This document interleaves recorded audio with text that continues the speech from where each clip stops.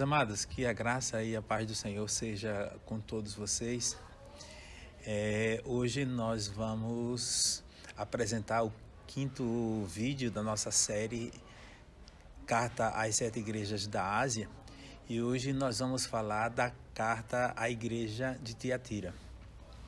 Continuo pedindo que você se inscreva lá no nosso canal, se ainda não se inscreveu, e que compartilhe também os nossos vídeos com seus amigos e familiares. Participe desta rede de evangelização. Marque também lá no sininho para que você seja notificado das novas publicações, porque toda semana, todos os domingos, eu estou publicando um novo vídeo. Bom, inicialmente nós vamos falar um pouco da cidade de Tiatira.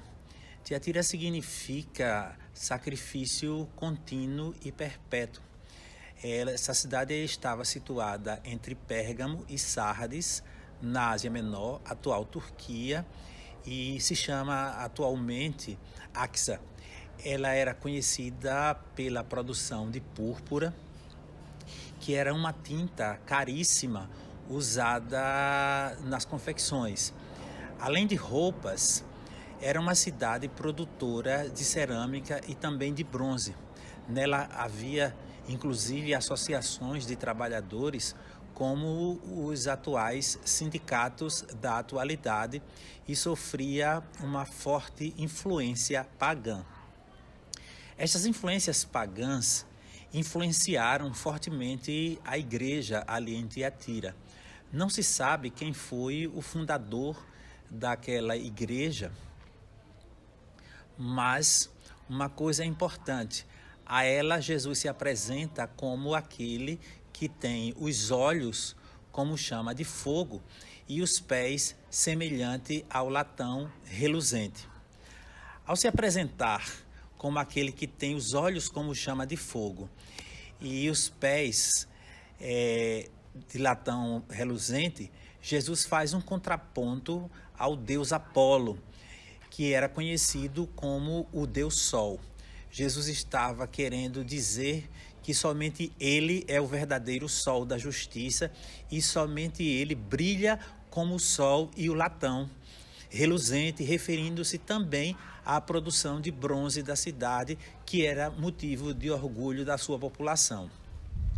Como o bronze tipifica julgamento, juízo, Jesus se apresenta como o verdadeiro juiz capaz de destruir os seus inimigos.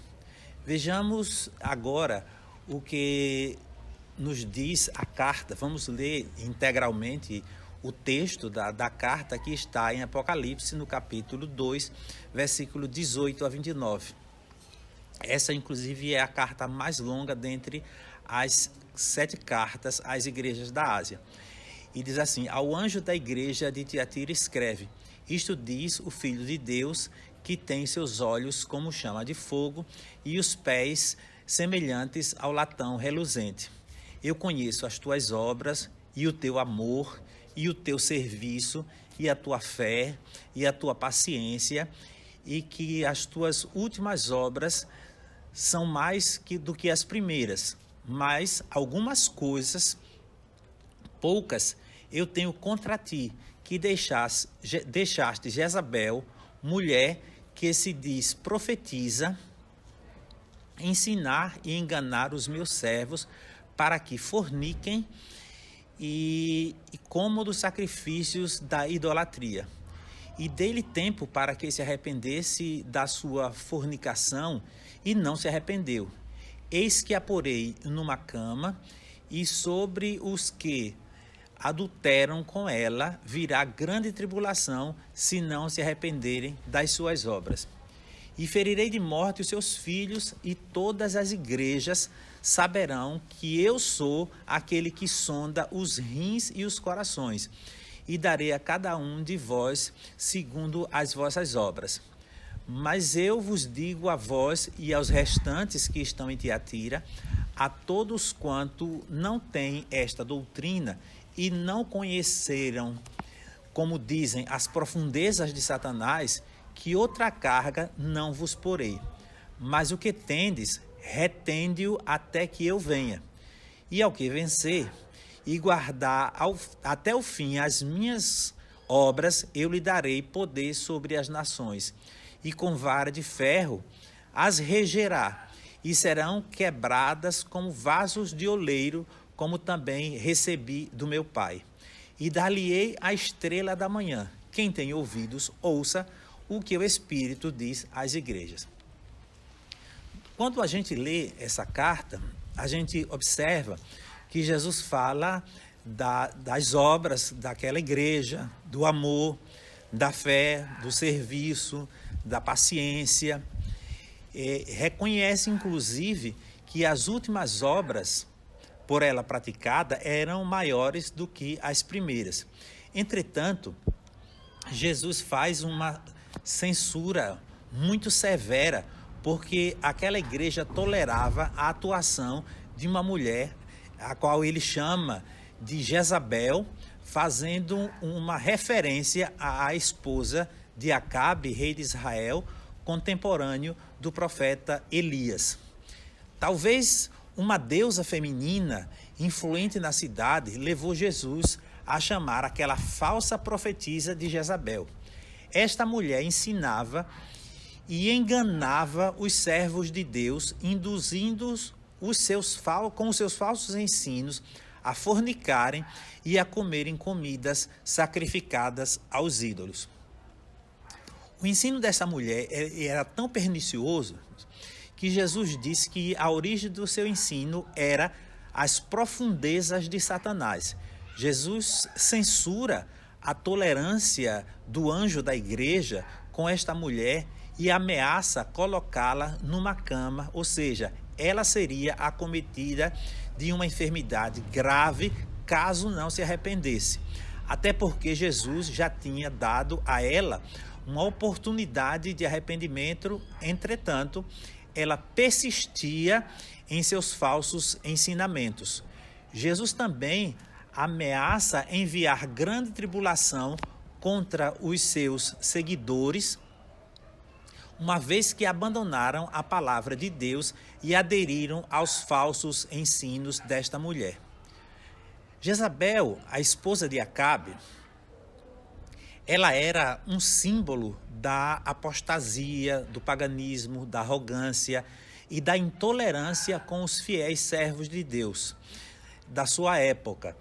Foi ela quem induziu, inclusive, o povo de Israel a abandonar a Deus e servirem a Baal, o deus dos fenícios, trazendo como consequência fome e pobreza para o povo de Israel.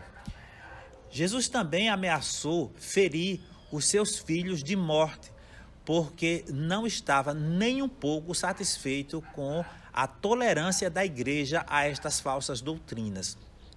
Assim, o Senhor demonstraria que conhece todas as coisas, sonda os rins e os corações, significando que ele conhece o que há de mais profundo na nossa vida. A igreja de Tiatira pode ser identificada como a igreja do período das trevas, onde se misturou elemento pagão com a fé cristã. Este período é compreendido entre o século VI e o século XVI. Quando o romanismo se desenvolveu na sua maior força e a igreja foi ficando mortalmente ferida e distante dos ensinos de Jesus.